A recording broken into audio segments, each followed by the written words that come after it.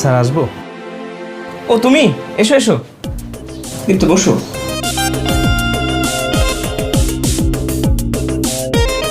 কি ভাবছো তোমার নাম কি করে জানলাম?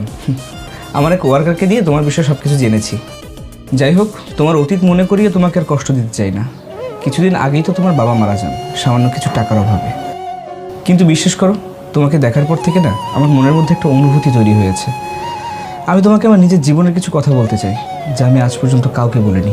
স্যার, ধনী মানুষ সম্পর্কে আমার একটা ধারণা ছিল যে তারা অনেক অহংকারী হয়, গরিবদেরকে মূল্যায়ন করে না, গরিবদের কষ্ট বোঝে না। কিন্তু এখন সেই ভুল ধারণাটা আবার ভেঙে গিয়েছে আপনাকে দেখার পরে। আপনার প্রতি সম্মানটা আবার আরও বেড়ে গিয়েছে। আপনি চাইলে আপনার সব কথা আমাকে বলতে পারেন। এই শহরের দুইটা বড় বড় কোম্পানির মালিক আমি। কোটি কোটি টাকার সম্পত্তি, অর্থ, যশ, মান সম্মান সব কিছুই আছে আমার।